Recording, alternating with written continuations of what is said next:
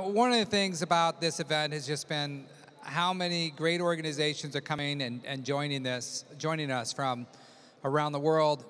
And an organization like Mayo Clinic, one of the world's best, just is a great validator for us. So I want to bring up Jennifer Warner, Senior Editor with Mayo Clinic, Guided by Voices. Right, Jennifer, take it away. Thank you. Thank you so much.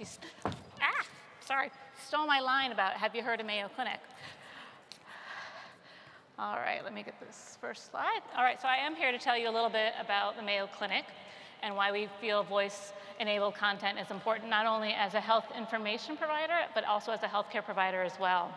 But before I do that, I want to tell you a little bit about myself. I, like many of you in this room, have been both a passenger and a driver in this content evolution that we've been going through over the past several years.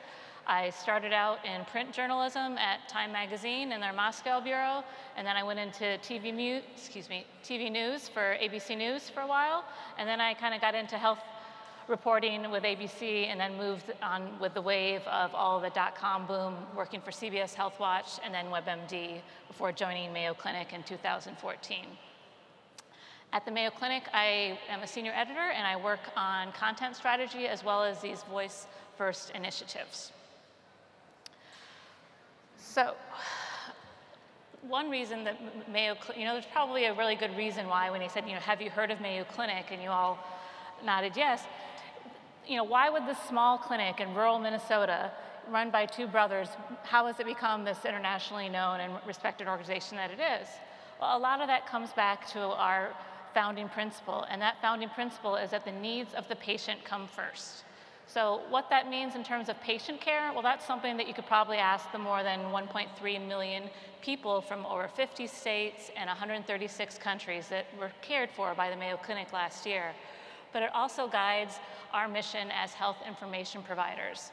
We have evolved over time to meet the needs of the patient and their changing health information needs. So I'll tell you a little bit more about that.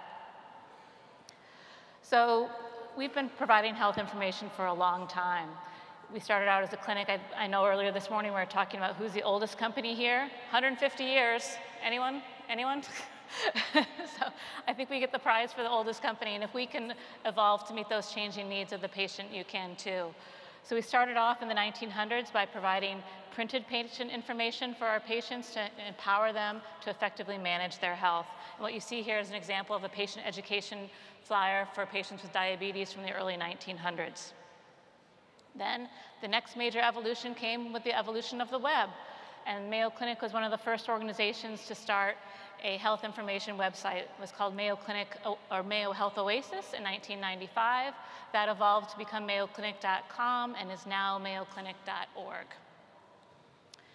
The next stage in our evolution came with, as the web went mobile and everyone flocked to mobile apps. We went to meet them where they're at there, and we have the Mayo Clinic app. Now we're on to conversational voice and AI, and we see this as a constant evolution.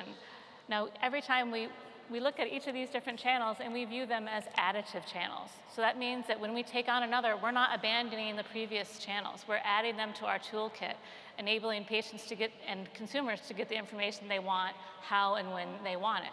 For example, we still provide patient education pamphlets. We still publish books. We still have a Mayo Clinic newsletter. We still have the website. But now we're doing more voice and AI, but we're not going to abandon those other channels. So, why do people come to Mayo Clinic.org for information? So we're certainly not the only hospital that has a website, but this graphic tells you why we're a little bit different. So all of those top 20 hospitals on the US News and World Report Honor Roll, they all have health information on their website, all except for one. I believe Duke doesn't have one. But the traffic that we see at our site is more than all of those other websites combined. So what that means is that it's not just our patients that are coming to our website for health information. It's health information seekers, and then they're coming to us at every stage of their journey. So we need to continually evolve to meet those needs. So why do they come to Mayo Clinic for their health information? There's lots of reasons. Here are just a few. We're trusted. You don't get a lot of hysteria or drug peddling. You just get good medicine and good advice, according to the New York Times. It's valued by the people who use it, and they tell us so by sending us these nice notes quite often. It's also accredited. We have complied by the HON code standard for trustworthy health information as well. And perhaps most importantly, it's evidence-based and doctor-reviewed. We adhere to a strict code of sourcing guidelines, and all of our information is reviewed and approved by Mayo Clinic experts. So now that we're at the next stage of our evolution, why voice and why now? Here are some reasons. As other speakers have alluded to, it's faster and it's natural. We can speak up to 3 times faster than we can type. A lot faster if you're a typer like me. I think you can talk a lot faster than you can type. It's also accessible. And this is something that's very important for health information providers to acknowledge. Your ears are available and your voice are available sometimes when your hands and other things are not. So this is especially important for people with disabilities, senior citizens, other people who might be dealing with other types of disabilities or medical impairments. So it's accessible. Why now? We finally have capable technology with improved speech and voice recognition powered by machine learning. It makes it possible. We're also reaching critical mass. As we've heard again today, there's millions of voice-enabled devices in our homes and millions more in our pockets. And search is surging, and we know that searches conducted by voice are expected to exceed those conducted by the internet and other means in the coming years. So now I've told you a few reasons why voice matters to Mayo Clinic. Here are some more reasons on why it should matter to any health information provider. There's not a lot of information out there yet, but there's been some early research, and we're finding that more than half of patients say that they would be interested in booking an appointment online if that were offered. Another 42% of patients would like the ability to ask their voice device about insurance, being able to ask about when you book your appointment, do they take my insurance? All these functions go hand in hand with the function of a voice-enabled device as a personal assistant. So these are it's a natural extension of that function of voice-enabled devices. Also from this survey, which is from 2018 from our friends at Yext, they're finding that 10% of people are already searching for healthcare information on the internet today via voice. And of that, about half of them are asking for the nearest urgent care clinic. Obviously, that's an urgent need. They're also asking for things like prescription reminders and drug refills. So that gives you a good, and these numbers obviously are going to grow as the use of these voice assistants grow and as trust in these devices grow. So as you can imagine, we had several objectives at Mayo when we decided how and when to enter this voice space.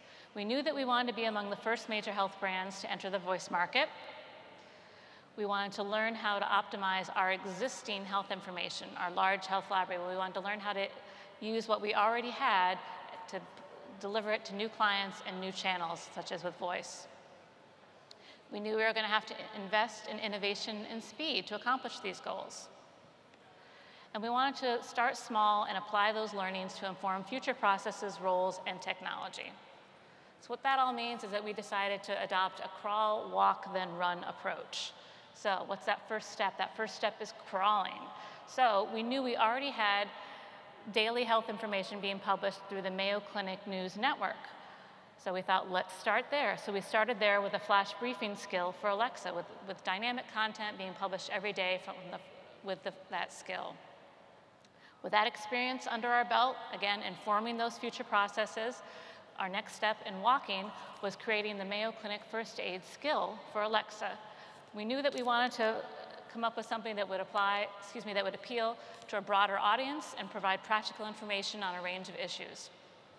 So this is the type of everyday assistance you can use for practical guidance for everyday first aid emergencies. Your child has a fever, you've got a cut, a scrape. And in deciding to do this, by using that crawl, walk, run approach, we decided to play to our strengths. By keeping the focus narrow, we focused on 50 first aid topics that were already existing in our health information library and adapted them for voice. So we were able to use that through Alexa. Now, with that experience under our belts, we've done our crawling, our walking, now we're getting ready to run. So our next project, you may recognize some of these names.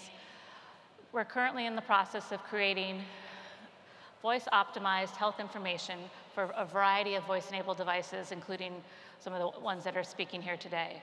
So we are optimizing thousands of these devices to provide trusted first-party health information. So what that means is that when you ask Alexa or another voice-enabled devices in the coming months, increasingly that information will be coming from and attributed to the Mayo Clinic as a trusted source of that health information. So, for example, if you maybe had a little bit too much to drink last night at the bar, you could ask Alexa, Alexa, what's the treatment for a hangover? According to the Mayo Clinic, time is the only sure cure for a hangover. But to help yourself feel better, you can sip water or fruit juice, and try a bland snack like toast, crackers, or bouillon soup. If you have a headache, consider an over-the-counter pain reliever, but aspirin can irritate your stomach. And if you regularly drink alcohol to excess, acetaminophen can cause severe liver damage. Another option for a hangover is to go back to bed. If you sleep long enough, it may be gone when you wake up.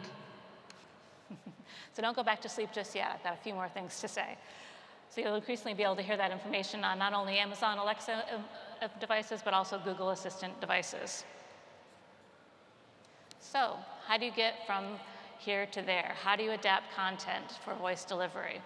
So Mayo Clinic, like many others, don't have the luxury of starting from scratch. We needed to adapt processes to create intelligent content using our existing content. So how do you do that? How do you adapt existing content for voice delivery? First stage in that is componentization, which is a big new word that we all hear about, but it basically means breaking down that content into small, digestible chunks or concepts that allows each component to stand alone and be understood without any additional content. So kind of breaking the larger pieces into smaller chunks. That's a structural issue. Next, you can apply schema markup to those data chunks. And so those are things like DITA and XML, and that allows you to create data types.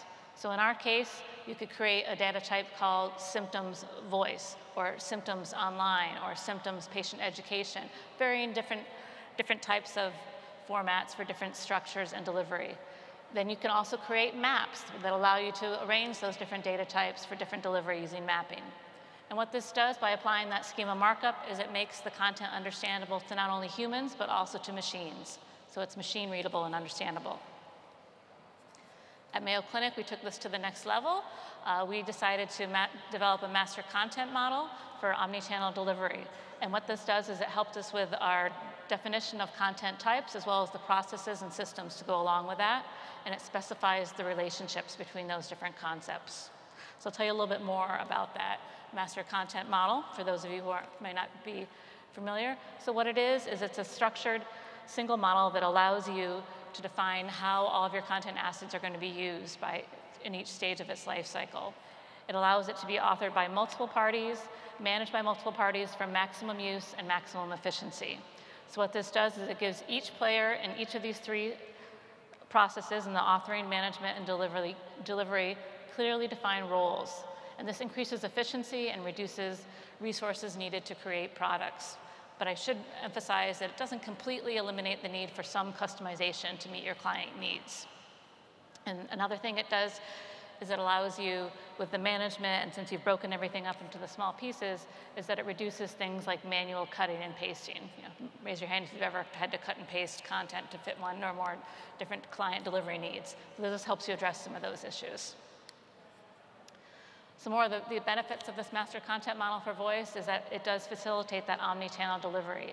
It reduces that need to cut and paste, reduces resources needed to create new products, and it increases content reuse. It allows you to use your single components. You see this pool over here on your left. It allows you to arrange them in various ways using that using schema to create mapping, and you get your scenario A, scenario B. It allows you to reuse your content in more than one way. As you can imagine, at Mayo Clinic, we've got a lot of people working on content for a variety of different audiences. We have physician audiences, patient audiences, as well as consumer audiences. So this was especially important for us. So once you've dealt with some of those structural challenges, the next challenge is format. And you've heard people say already today, you can't just cut and paste an article from a book or an article from online into a voice bot and expect to have a good user experience. You have to adapt that existing content to address the unique needs of the voice user. Some of the things that you need to keep in mind is that you need to keep that content tightly focused on addressing a specific question. What is diabetes? What is heart failure? What are these different things? What's the question that the user is asking? And you need to succinctly answer that question without superfluous information. This is all, again, back to meeting the patient, meeting the person and the user where they are at that point in time and giving them the information that they need to know. As I mentioned, it needs to be understood on its own. You're not given the luxury of knowing what context they're seeing this in. You don't know what they read before or after this, so you need to make sure that the information can stand on its own. And you should provide high-level information, especially with health information. For health information seekers, voice is unlikely to be their final destination. It's usually going to be their first point of contact or their first inquiry. So most users will go online if they want more information or seek advice from their healthcare provider. So you want to provide high-level information. And as I mentioned, it needs to be concise, conversational. It also needs to be geographically neutral. As we know, the voice devices are everywhere, and they're used by many different languages and cultures. And so you can't say, if someone needs urgent medical attention, you can't say, call 911. What is that going to mean to someone where they don't have that? You need to explain it and keep your content geographically neutral. So what does that look like? Here's an example.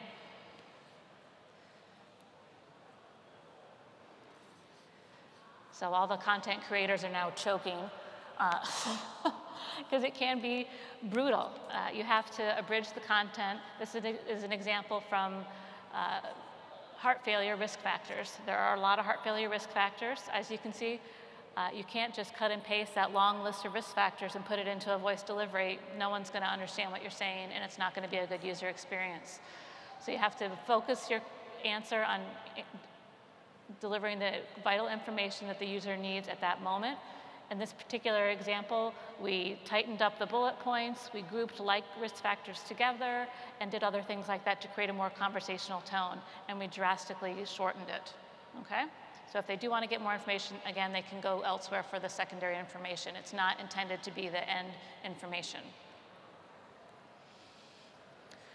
So when you're doing that, and you've already talked about the structural issues, the format issues, now we talk about editorial skills.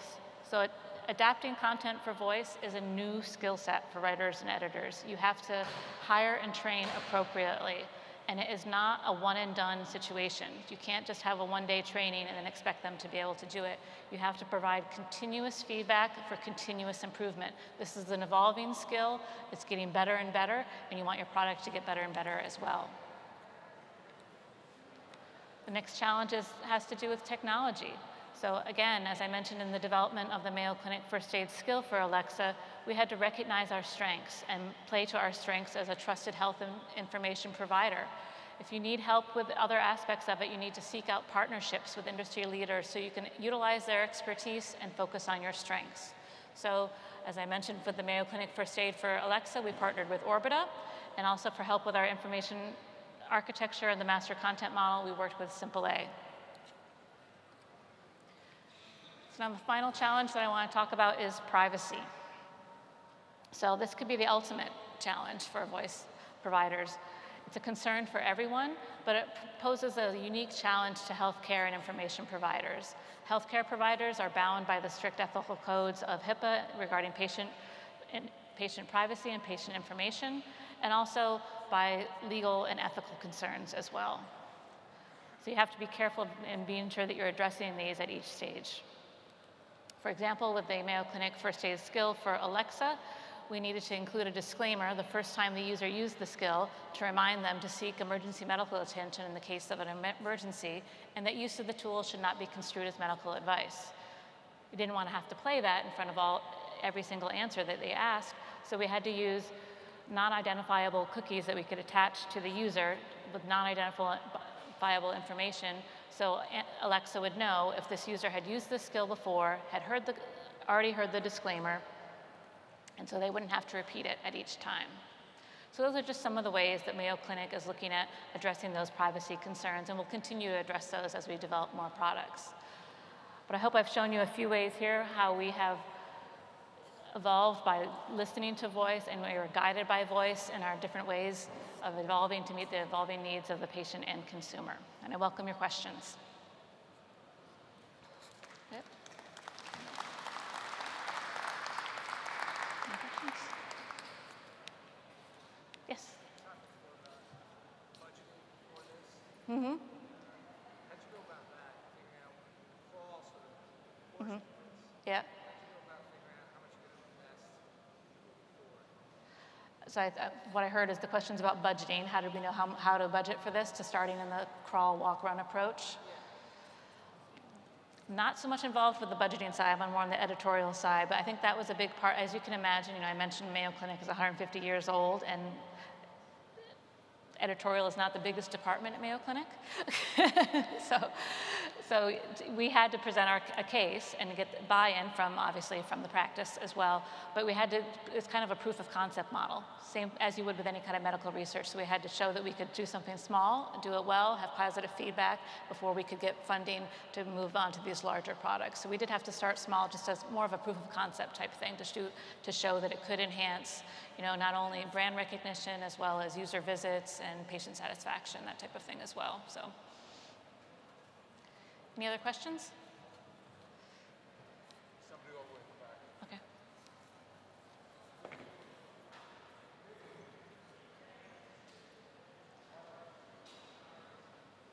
He's going to turn the mic on for you so you can hear your question. Have you considered making the content interactive, or what happens when a patient would like more information about anything that you've said?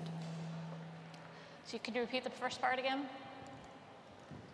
Have you considered making the content interactive instead of a block of speech?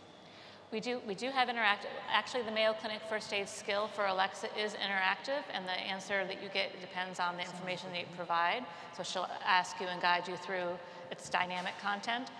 We also are working with Sensely on a chatbot for first aid, not for first aid, but for basic healthcare information. So we are working on those initiatives as well. Hi, I was curious about your dialogue and the way that you started to move the content from, sort of the long form written format and moving it into a voice-centered interface. In terms of creating, the optimal responses in that format, could you talk at all about maybe like your user testing process and how you decided that this is the ideal response to answer about risk factors for diabetes, for example? Okay. Well, there's a lot of factors that go into that. Again, we have to recognize our strengths and our weaknesses. We have worked with several partners, like Orbita and others who have worked extensively and have some data that can help guide us as well.